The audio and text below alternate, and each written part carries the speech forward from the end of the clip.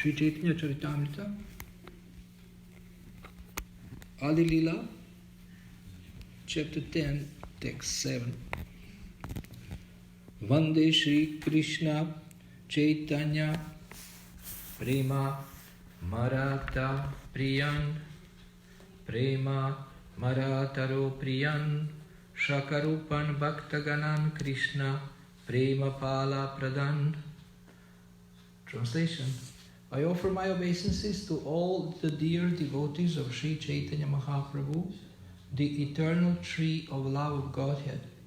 I offer my respects to all the branches of the tree, the devotees of the Lord, who distribute the fruit of love of Krishna. Purport: Sri Krishna Das Kaviraj Goswami sets the example of offering obeisances to all the preacher devotees of Lord Chaitanya without distinction as to higher and lower. Unfortunately, at present, there are many foolish so-called devotees of Lord Chaitanya who make such distinctions. For example, the title Prabhupada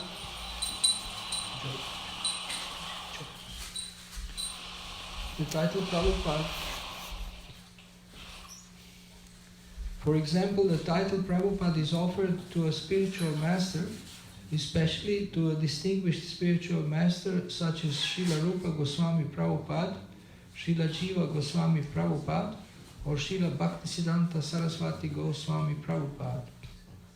When our disciples similarly wanted to address their spiritual master as Prabhupada, some foolish people became envious.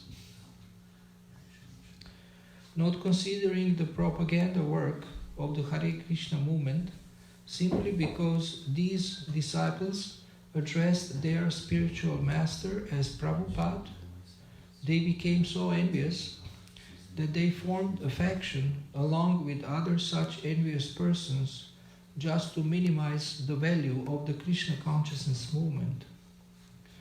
To chastise such fools, Krishnadas Kaviraj Goswami very frankly says, Keha karibare nare jeshta lagu krama.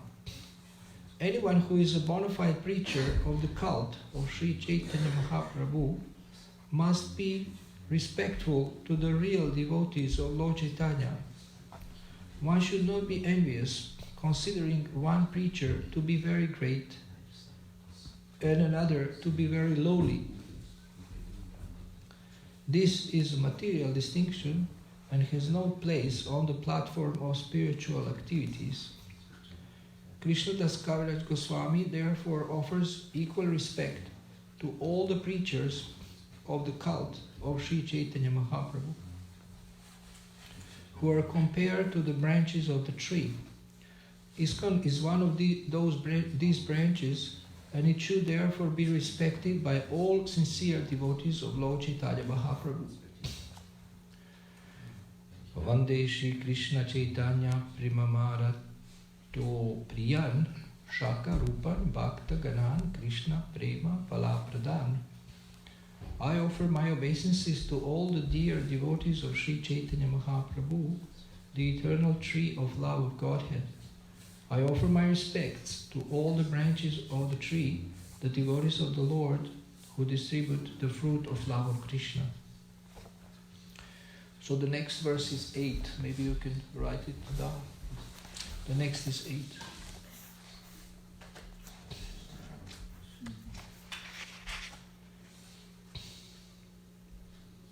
It's about Srivas Pandit and Sri Rama Pandita. Thank you.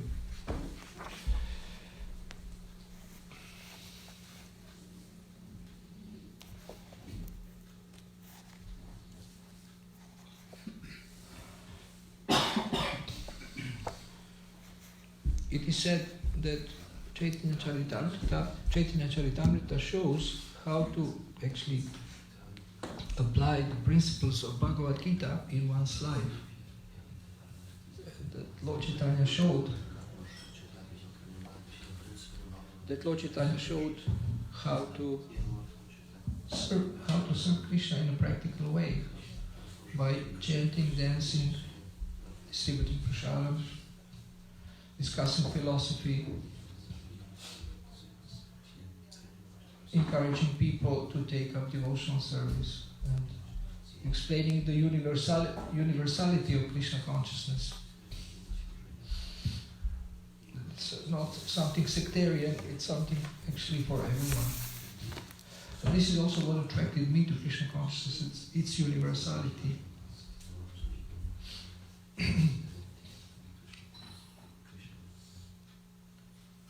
People think that this is Hinduism, but actually this is not Hinduism. This is not any ism. You can say it's Krishnaism or Vaishnavism, but it's actually universal. It's for all living entities all over the universe.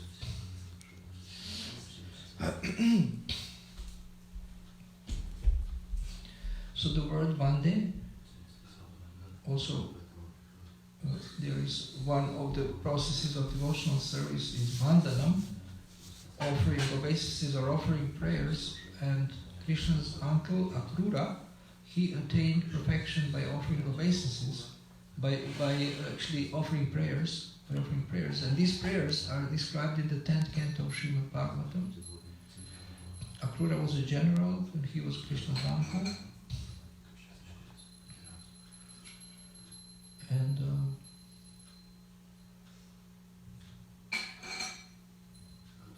Krura means cruel, and Akrura means opposite, not cruel or gentle or tender, but it also means manly.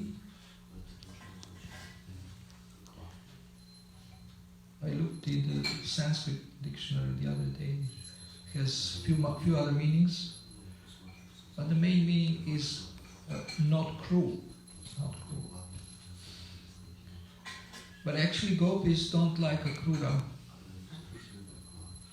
because he took Krishna to Mathura.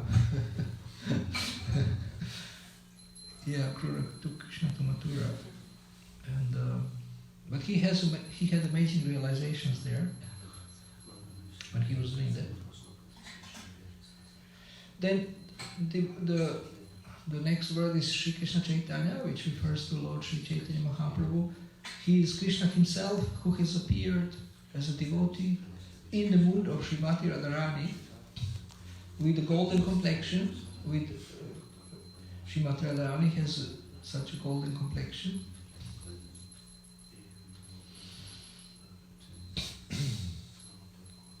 Chaitanya means living force. Mahaprabhu means great master.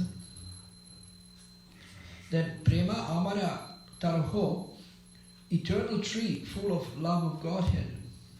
So there is this very nice metaphor of a tree. And then the Lord is described as a tree, and different devotees are described as branches of the tree. So many branches are described here. Many names are given also in Chaitanya Charitamrita of different devotees. And here in the next verse, two brothers, Srivas Pandit and Sri Rama Pandit, they started two branches that are well known in the world, it says. And it is mentioned in the next purport, Gaura Ganodesha Deepika. So this book describes what is the identity of each devotee in Chaitanya Leela, what is their identity in Krishna Leela. And I mean, amazingly, yesterday I got that book from one devotee in a PDF form. So if anyone wants to have it, any one of you wants to have it, I can send you. Gaura Ganodesha Deepika. And for example, one of the Panchatattva, Srivas Pandit, actually, who is Srivas Pandit? Narada Muni. Yes, Narada Muni. Srivas Pandit is Narada Muni. Hare Krishna. And in this way you can understand who is who. In Chaitanya Leela, who are they in Krishna Leela? And now Krishnadas Kaviraj Swami offer obeisances to all the branches of the tree. And these branches of the tree, what are they doing? They are actually distributing the fruit of love of Krishna. Namo Mahavadanyaya Krishna Prema Pradayate Krishna Krishna Chaitanya Namne Gaura Tvishe Namaha. So Lord Chaitanya Mahaprabhu is distributing freely Krishna Prema, and we offer our obeisances to him. He is distributing the love of Godhead to everyone without consideration whether one is qualified or not.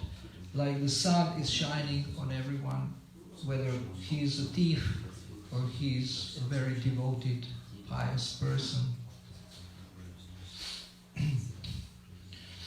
And what is significant here is that offering respect to everyone, to all the branches, to all the devotees, respecting all the devotees.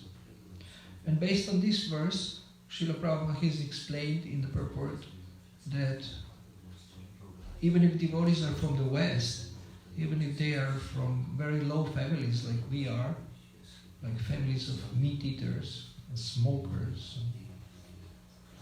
and drinkers and gamblers. So if this person starts to follow the principles of Krishna consciousness and preach Krishna consciousness, he or she is considered to be a bona fide representative of the Lord and the bona fide branch of the tree. And now, unfortunately, even amongst Vaishnavas there is envy. And Srila Prabhupada described this envy here in the purport. That people became envious and they wanted to minimize the value of Krishna consciousness movement. Why they were envious? Why Western disciples are addressing Srila Prabhupada as Prabhupada? Because it's a title, it's a high title. And some of these Vaishnavas, or so-called Vaishnavas, I don't know, they actually sometimes spoke in an envious way of Srila Prabhupada and also tried to minimize Srila Prabhupada's achievement, tried to minimize Srila Prabhupada's service. And this is something very, very envious thing to do, very bad thing to do.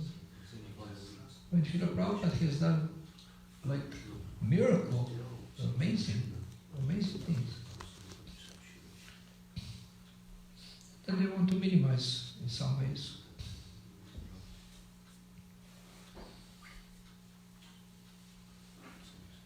Srila Prabhupada used to say, it's not difficult to become a guru, you just repeat what Krishna says. So, we know there is Vartma Pradarshaka Guru or Vartmana Pradarshaka Guru, Shiksha Guru and Diksha Guru. A Vartmana Pradarshaka Guru is one who shows the way, so it may be a Sankirtan devotee or it may even be somebody who is just interested and he directs you to the temple or he gives you a book. The person who gives you a first contact, first direction toward Krishna. Vartmana Pradarshaka Guru, then Shiksha Guru is one who instructs you, and Diksha Guru is one who initiates you. And it is said that Diksha Guru and Shiksha Guru are on the same level. And therefore, once one ISKCON Guru was asked, can we call mentors who are like mentors in the temple, Shiksha Guru? And this one ISKCON Guru said no, because Shiksha Guru is a very high position and he is actually on the level of Diksha Guru. So, and these devotees are not. These devotees are a lower level. So, it's not appropriate. And then some other authorities, they thought that these devotees who are mentors, or counselors, they should be called the Shiksha Guru. And of course you are giving Shiksha, but you are repeating the Shiksha of Shiksha Gurus who are on a higher level. So in Krishna consciousness, the Shastra gives distinction, who is on which level, who should be respected in this way and that way. And it's not that everything is the same. But here Srila Prabhupada says that there is equality also, and then by the philosophy of Achintya Veda Veda Tattva we know about that simultaneous sameness and difference. Simultaneously same and different. Something is simultaneously same but also different. So same in this sense and then different in this sense. Like we are all same. We are same as Krishna in the sense that we are spiritual, of spiritual nature, but actually we are different than Krishna because he is Vibhu, he is great, and we are Anu or small. Achintya Veda Veda Tattva. Simultaneous sameness and difference. And one famous musician made a song, Achintya Veda Veda Tattva, you know? This. Kula Shaker. Unfortunately, he left ISKCON. But he also made another song, Govinda, Jaya Jaya. And I think last year or 2 years ago, he had a world tour, and he was in Russia also a lot. And every concert finishing, they play different songs in English. Every concert finishing with Govinda Jaya Jaya, and people singing Govinda Jaya Jaya like anything. Govinda Jaya Jaya.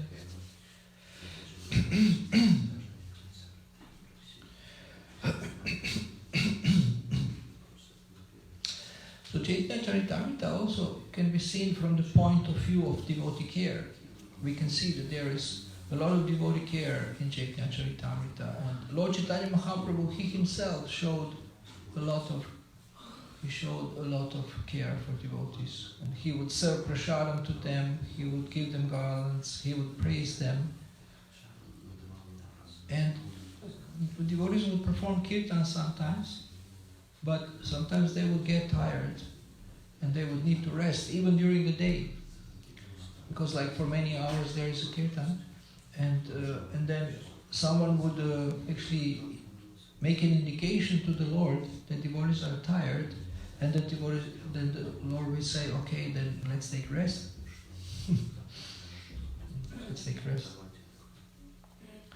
So they will take some rest or maybe power nap, and after taking some rest, devotees will take prasadam, or I don't know, maybe before that, take some prasadam, and then continue with the kirtan later. Continue with the kirtan later.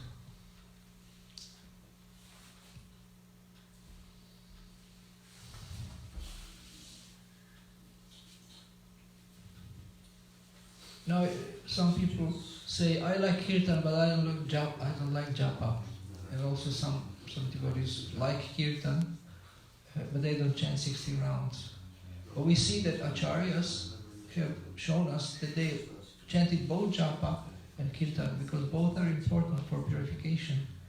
And Lord Chaitanya also would chant japa on the beads, but he also, when he wouldn't have beads with him, he would chant on his fingers like this, starting here, and then going like this. So this is 10, and you count here 1, that's 10, 20, 30, 40, 50, and 2 times, that's 100, and 8 more. So like this from here, from this finger that is near this small finger, and going like this, it was like a circle. He would chant like this, even if he wouldn't have. But he was always have a holy name in his mouth. Srila Prabhupada also, you can see very often he would chant always. So this Kirtanya Sadahari, constant chanting of the holy name, will actually purify the heart, Cetadaparamajanam, and liberate conditioned soul from the entanglement in the material modes of nature. It's constant chanting. Sada means constantly chanting the holy name of the Lord. But one has to chant without offenses, because when one chants with offenses, it's like pressing the accelerator in the car and at the same time pressing or stepping on the brakes. So in this way you slow down your progress. You make some progress, but it's much slower with offenses. So one has to avoid offenses, and one of the offenses is to consider those who have dedicated their lives to propagating the holy name, to offend them, to criticize them. And this is mentioned here, criticizing those who have dedicated their lives to spreading the holy name of the Lord. And then also Kirata, Kunandra, Pulinda, Pulkasha, all kinds of degraded living entities are actually can become qualified to serve the Lord if they accept the process of devotional service. So some people think that birth qualifies you, that your birth qualifies you as a devotee, as a brahmana. But actually, Srila Prabhupada says that your activities are the criteria by which one can be seen. So maybe there are many people born in brahmana families in India, and they eat meat, or maybe they don't eat cows, but they eat fish and chicken, and they cannot give it up, especially in Bengal. They cannot give it up. They eat eggs also. And they are very attached to this. They will not leave fish so easily. You can preach to them, they say Jai Shri Krishna, but they will not give up fish or chicken also. I have one question. Only activities qualify, or also the sound vibration which comes from the mouth? So only what the person do, or also what he says qualifies?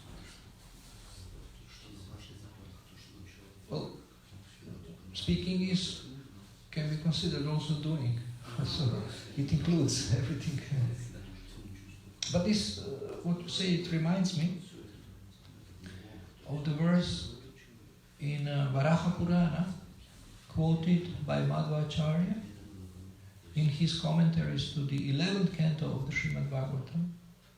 And Hridayananda Maharaj and Gopi Paranadhana Prabhu have actually quoted this verse in the 2nd chapter of the 11th.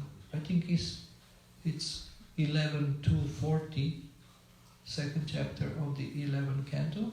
They quoted that verse, that how do you recognize someone's spiritual advancement?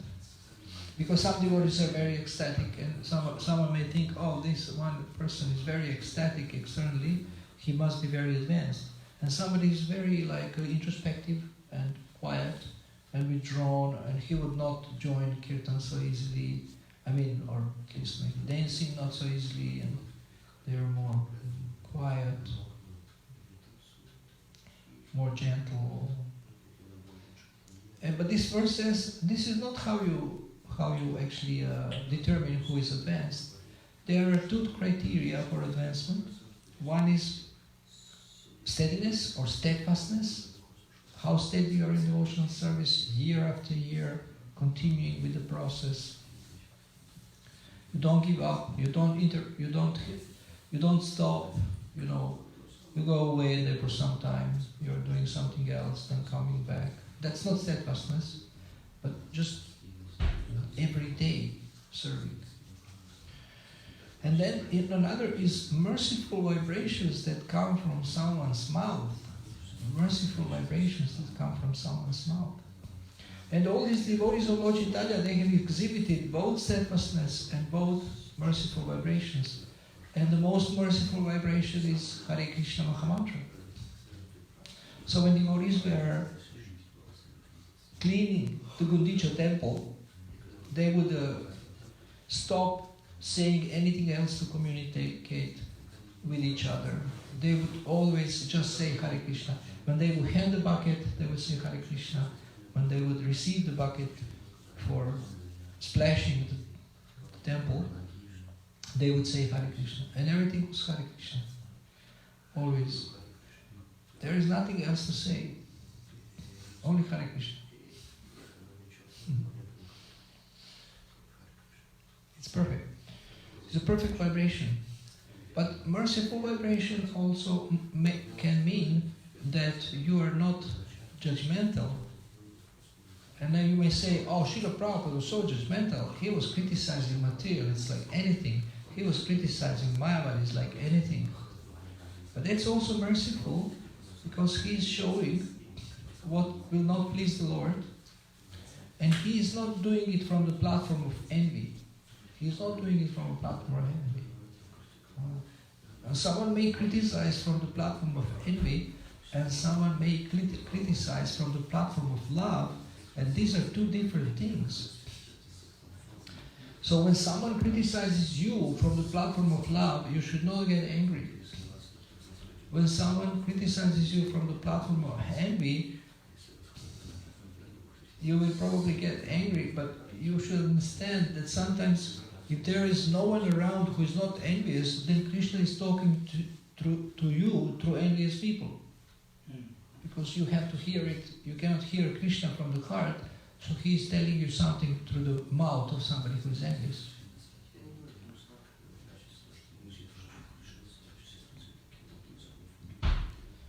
It is said, where there is a smoke, there is fire. So sometimes when somebody is criticized, they say, oh, they are envious of me. So, oh, do you think everybody is envious of you and everybody is wrong and you are the only one who is right? No, they hate me, they are envious that I am so advanced, that I am so nice and like this. Actually, if there is something like this, it's not an accident. But in this case, here, in this case, it's not true. Envy towards pure devotee, we don't say that. Oh, there is actually a reason for this. No, in this case, it's not true. Because there was no reason to criticize Srila Prabhupada. It was envy. So in this case, Krishna was not showing Prabhupada Srila Prabhupada that he has some fault.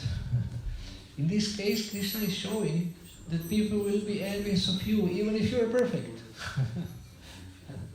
Even if you do perfect activity of spreading Krishna consciousness, especially if you want to glorify God in the material world, conditioned souls don't like that, and they will be envious. So you have to be ready. Like Lord Nityananda was actually hit by Madai, insulted. Haridas Thakur was beaten in 22 marketplaces. So preachers are sometimes tortured.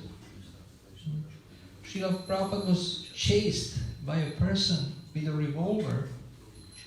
He was hit also by the cow in Vrindavan. But he never blamed the Lord. He never blamed the Lord. Preacher never blames the Lord, no matter what difficulties he goes through. He doesn't ask why me. He just sees what needs to be done, how to get out of trouble. Actually, he thinks, I deserve much worse. But Krishna is reducing my lot. Krishna is reducing what I need to get. So that's very difficult, even for many devotees. Therefore, the story of Avanti Brahmana in the 11th canto is so important. And Krishna's willing, we can make a little booklet or book based on this chapter. This is chapter 23 of the 11th canto, the song of Avanti Brahmana. I recommend that you study it and I will speak about it in the next classes. So, if you read Chaitanya Charitamrita, you will develop this devotional attitude, you will develop the attitude of service to devotees, you will develop greater enthusiasm for chanting the holy name of the Lord. You will see how Lord is not pleased with criticizing devotees very much. You will learn how devotees would notice when somebody is bogus or when somebody is philosophically deviated, and he would correct that. Someone may appear as a great devotee, but actually we should be able to notice when they are philosophically wrong or when they have some personal motive. So we should be able to notice this and then help to be corrected somehow. So I will stop here, and I want to tell you that from this evening we will have, actually I still have to get a permission, but I think I will get it from Keshava Prabhu. He didn't reply to my message about this exercise where all of you should speak 10 minutes in the temple room, here in front of everyone, and prepare the verse or the purport, part of the purport that you like. You read it, but don't take too long of a text. If you think, oh, if I read for 5 minutes, then I only have to speak 5 minutes, and then you take a very long text. No, take a short text. Take a short text and one paragraph maximum, and then share your realizations, share your understanding, share some similar verses, share a short story about it, and in this way practice speaking. Because as you see outside, there is so much need for preaching and for supporting people in their Krishna consciousness. And by giving up shyness, giving up fear, you can practice here amongst the devotees, and you can be more confident when you go outside to speak. So some of the devotees I have requested specifically and personally to prepare for tonight. So I think we will have 2 or 3, maybe 2 devotees, 2 times. And also we will have some discussions, more discussions, not only me speaking, but I would like that it's interactive, where we will discuss more about certain, like one verse or one purport. I still have to choose what we will discuss when I'm leading the discussion, and I don't want to just speak myself all the time, but we can discuss things. And sometimes actually it's better if I tell you in advance what will be the next discussion or next verse for tomorrow or next part of the purport. Then you can read the next day until evening, or before evening you can read, and you can have your insights, you can write down some things, so you can be more ready for this discussion and contribute to this discussion, and it will become very powerful. This discussion, Krishna Katha, will become very powerful when we all think about the verse and discuss and explain the verse and contribute to understanding from different angles of vision. Srila Prabhupada wanted us to discuss from different angles of vision. So for each devotee, one verse has a different meaning, and some words are more significant than the others. And that's why I got all of yours phones and WhatsApp, so that I can request you to prepare.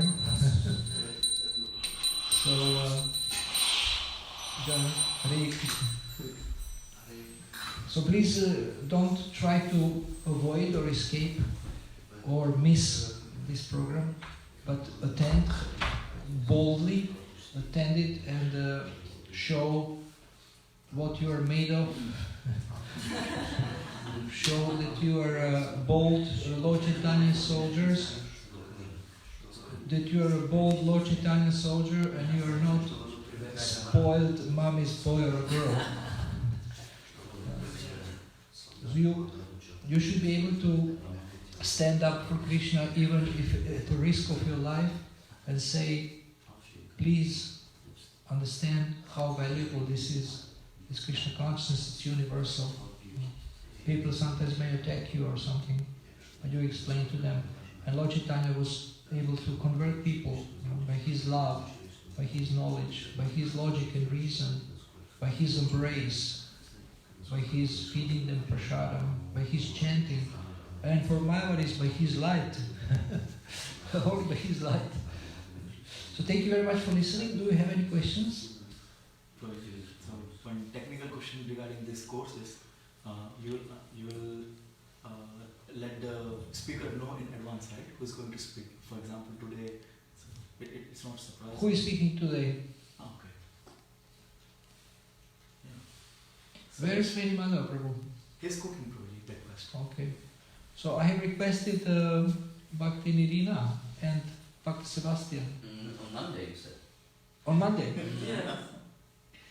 Today is Sunday. Yeah, that's on Monday. It's on Monday, not today. You said tonight. No, sorry. I'm also there was this time change, so I'm a little bit confused. So yes, from Monday. Yeah, you have more time from Monday. Sorry. So you prepare yourself, 2 push-ups. If you're feeling really good, 3. Or pull-ups and push-ups. and come very strong and speak for 10 minutes like a lion. It is said one should be like a lion on the street and like a lamb in the temple. But I request you to become a little bit like a lion in the temple. Preach boldly. What's bold then? What does it mean?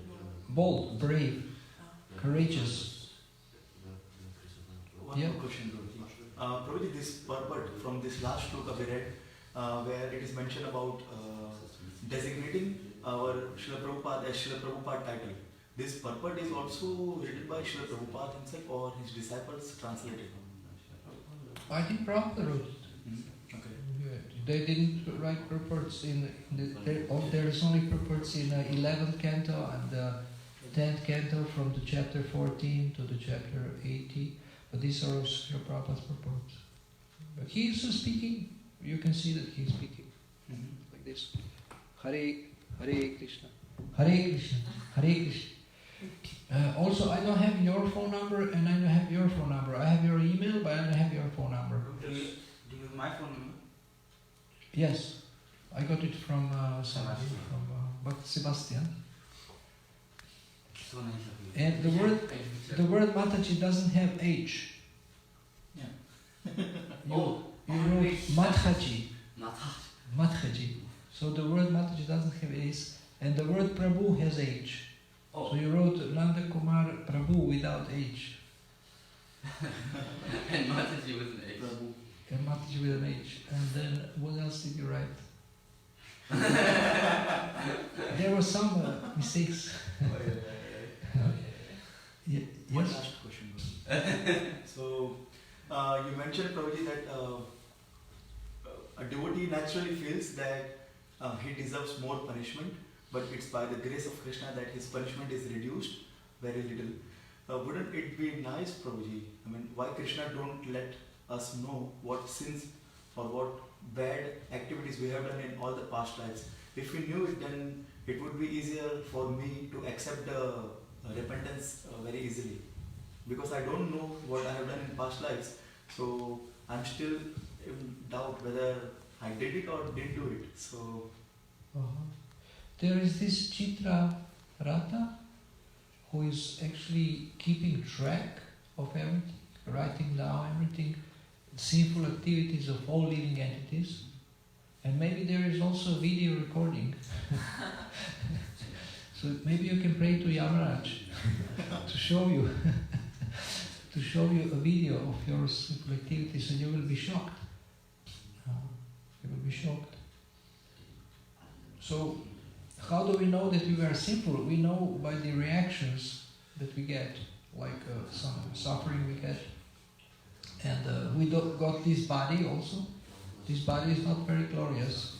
Although it's rare and it's a good vehicle for self-realization, but actually we can see that this body is such a source of trouble. This body is a source of trouble. As soon as we have a material body, that means we should be ashamed. But actually, people are proud. People are so proud to be in this body. They're proud of their body. They're proud of their intelligence. But actually, having a material body is a shame. And maybe sometimes, if you're introspective, you can see in yourself envy. You can see in yourself hatred. You can see yourself 6 highway robbers: Kama, Krodha, Lobha, Mada, Matsarya, and Moha. Lust, anger, greed, illusion, envy, and madness. You can recognize, and then you can see by these qualities that actually you have been doing simple activities in past lives. With these activities, and maybe in this life also you have done something that you now understand now that it's wrong. So I don't know, whatever you have been doing. And it's very important to understand that we are not an angel. That's very important, because we will always ask, why me? If we think, oh, I'm such a good guy, why should I get something? Now you are a good guy, but you were not like this before. So one has to understand like this. And if you really want, you may get a dream or maybe some vision, or I don't know, or somebody may come from your previous life and say, I know you from your previous life, you tortured me a lot, and now I want to kill you, or I want to torture you, or I forgive you. Or you look at the chart, some people can see the past lives. And I went to Jyotish astrologer, and she was telling me that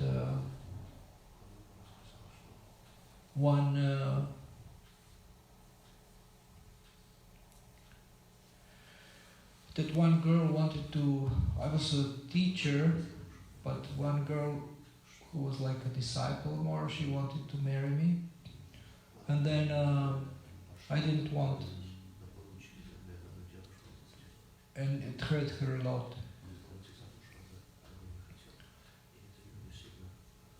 So sometimes, these people can tell you what you have been doing in past lives and why you have to suffer now. And there is this one Russian healer who is do the thing. It's called karmic diagnostics. And yes. Oh, yeah. He's quite amazing. So I tell you one story. There was a woman who was cheated by her husband.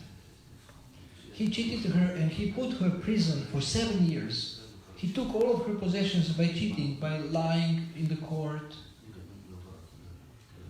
So while she was in prison, she was healthy, didn't have any physical problem, maybe some emotional problem, mental problem.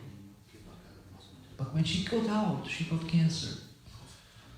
And she went to all kinds of alternative and normal doctors, and nobody could help her. Everybody would say, you're going to die soon.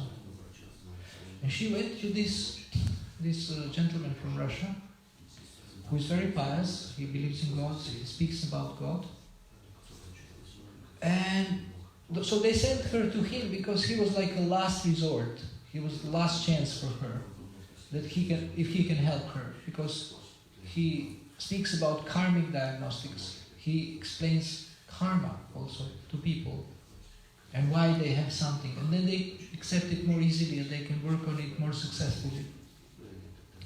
So he said, you have cancer because you have not forgiven your husband. And if you want to live, do your best to forgive him. And she said, well, it makes sense. I want to live. And she tried her best to forgive him, and she is still alive.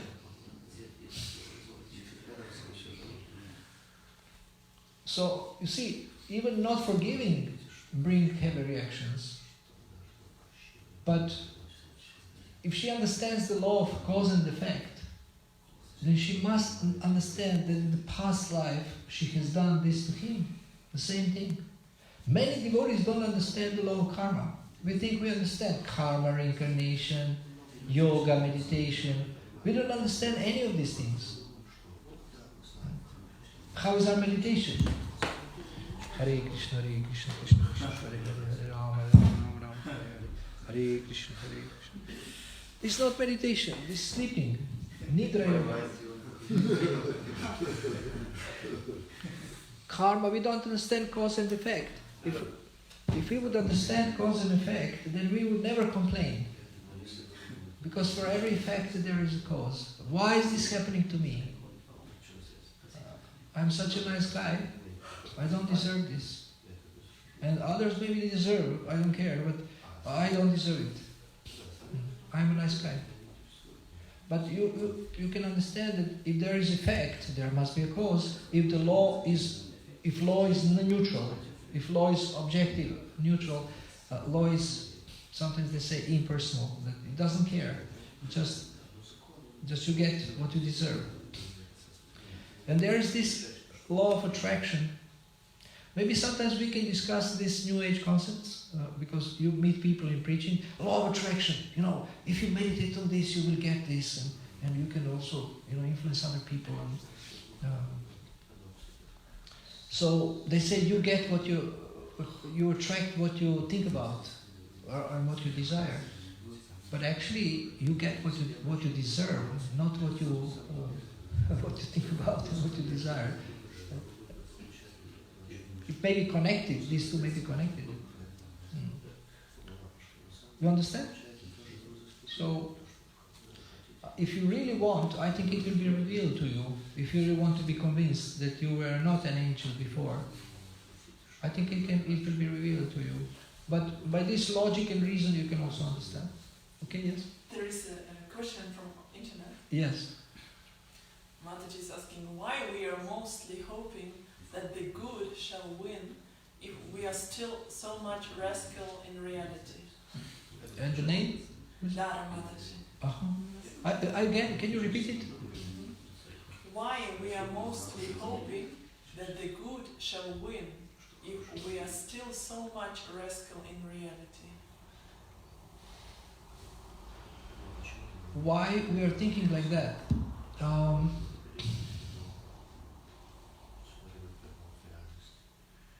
I would ask the person who thinks like that why they are thinking like that. Whoever it is, why? Because it doesn't make sense. It doesn't make sense to think like that. So why are we thinking like that? And there is element of causeless mercy also. Yeah, devotee is expecting actually causeless mercy, so you can expect. But it's very important to stop. Like one qualification of Jagai and Madai is that they stopped with sinful activities. They were really, they were killing people, they were doing so many sinful activities. But they stopped. That's their qualification. And from then on, they became saints. And many people don't stop. They are playing. And I published yesterday on Facebook, I'm stuck. I am neither a devotee nor a non-devotee. So I'm in some kind of loop. Neither a devotee nor a non-devotee. You try to go back and be a non-devotee and put sunglasses and a cigar and try to, and it doesn't work. Somehow you cannot identify with this. Put the makeup if you're a woman or something. Also men put makeup. So you try, it doesn't work. Then you try to really be a Vaishnava, like a serious devotee. It also doesn't work. So we are in between, but we have to go to one side. And it's difficult because if you try to go back to materialism, it's more difficult than to be a devotee. So therefore you be a devotee. Yes? Okay, last. Okay, we are always talking about criticism that we have to avoid. But on the other hand, it's another extreme is that we don't talk nothing. And we don't express nothing to the person, even we are convinced or not. So our relationship are like very superficial. We don't discuss if we are not. We don't like something. We don't discuss it, and it creates, from my point of view, very like Mayavadi, very like impersonal relationship. And it's also impersonal not to point out people's good qualities. This is also impersonal. It's also demoniac. So, and what experts say that you should, for every criticism, you should give 5 praises. So if you are ready for that, you can criticize. Come to me and criticize. You tell me 1 criticism and I want 5 praises about any devotee. Because we really like to do this. And not about criticism, I just want to tell that just to talk openly, it will not to criticize, but to talk. To talk what I feel and what another person feels. It's not about criticism. That's what I... Because what we don't... To understand what is right or wrong. To talk about it because you want to understand what is right or wrong. Or you think you already know. I didn't understand. Why would you like to discuss this? Why would you like to speak about something that you feel is wrong? Why would you speak about something that is wrong? Why do you want to do that? It's not about wrong, no. It's about what I feel. It's not about what is wrong, but what I feel. I want to express what I feel towards... it's not that I am, how to say, trying to keep it in myself. But what do you feel about what? About if I'm with somebody, if I'm talking, then it's in relationship to somebody. It's about them. Yeah. It's not about them, about my feeling. But your feelings are related to them. Yes. Or to somebody else, something else.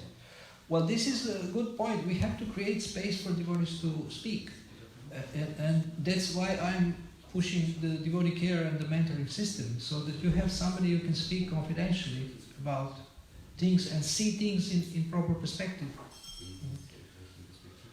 Like one of the purposes of the devotee care is to create space for people to express how they feel without being afraid that they will be judged. So this is an important thing. And sometimes if you have doubts about something, you should be allowed to express. And you can always phrase it in the form of a question, not to say, I think this is wrong and like this. You may also say like this, but it's more like, I would say, civilized to pose it in the form of a question, because sometimes you may be wrong. So, so is this right? That I have seen somebody doing this, is this right? And they say, well, it's not right, but I also cannot say anything about it because I'm not in a position to criticize, not to criticize, but to correct that person. And sometimes we have, this fairy tale about emperor's new clothes? You have in Russia this fairy tale? Emperor's new clothes? So the king was naked and nobody dared to say, only one boy. He said, oh, but the king is naked. And they said, no, he has new clothes. Very nice clothes. They were sewing these clothes, but it's invisible. So sometimes, because somebody is authority, nobody says anything for years. And some people who are, a little bit intelligent, they see, this is not right. He may be an authority, but he is doing something wrong. But because we are not in a position to say something, then we also don't say something. And the king is naked. And everybody says he has new clothes. So I don't know, do you have a mentor? Or? Yeah. So can you speak openly? To some extent, yeah. To some extent. Yes. Well, I don't know. I mean, it's not easy to find someone we can trust 100%, but you have to see. You can always speak to Krishna, and he also hears your confession. Yes? Oh, wait a minute. Is it okay? Okay. Yes. Is it? So I talked with my grandma, and I said Grandmother. my grandmother, and I said to her that I don't open up to anyone like 100%. Or maybe I never did. So I always, for the first time, I'm able to do it when I talk to Krishna. But this is like something she said is unhealthy, and I should not maybe do it with a person, like a living entity. That's not Krishna. So what to do about this? Find someone you can trust, or try to build such a relationship, such a trusting relationship over time, so that you can do that. So it takes time to build trust. You can't trust people just because they have a title, because they are senior, because they know a lot. You cannot trust them just because of that. It has to be developed through personal interaction. See how they are reacting, how they are. Like one young devotee told me that she was shocked by the reaction of a senior devotee who was with her in the car. She was shocked how this senior devotee reacted to something that happened, because she didn't expect this senior devotee who was Brahmana to react like this. But initially she trusted her, but then later she was not sure if you can trust, because if there is such a reaction, then it means this person cannot control herself so well. So by behavior and by how they deal with you, and I mean, we can speak about trust. Maybe we can speak about trust next week when we have discussions. It's very important for every relationship. Also, trusting Krishna, trusting Guru, trusting Srila Prabhupada. Speak about faith, about trust. I think this is very important, fundamental point. So thank you very much for this idea. So you understand? It doesn't go so quickly, but we should be able to speak with devotees in a confidential way. Guyam akyati prichati. We spoke. The first thing we spoke when I came is Guyam akyati prichati, and I have the whole selection of quotes about this. It's so important. Guyam akyati prichati. Confidential conversations. So, but to have confidential conversations, you have to have confident people you can trust. Okay? Okay. So I have a question about the preaching and the means offense and against the chanting of the holy name. It's not allowed to instruct a faithless person and about the glories of the holy name. And what is the difference about instruct and preaching? Very, very nice question. When we are preaching, how not to instruct? Yeah. Instruct a faithless person about the glories of the holy name, and we are doing this all the time. We are doing it all the time. We are trying to convince them. So we need to learn from experienced preachers. We need to learn how to do this. Like I gave some of you this sonic theology, like scientific explanation of the power of sound. For some people, science is they have faith in science. And if you can explain scientifically the power of sound, then they might start to think, okay, I maybe try chanting this mantra. So you have to create the conditions so that they can accept it. You have to inspire them, you have to get them interested. But if you forcefully do this, that's offensive. If you forcefully try to impose, at least this is how I understand. If anybody wants to add to this, maybe you can say. Yes? Maybe we should just try to tell them, and if they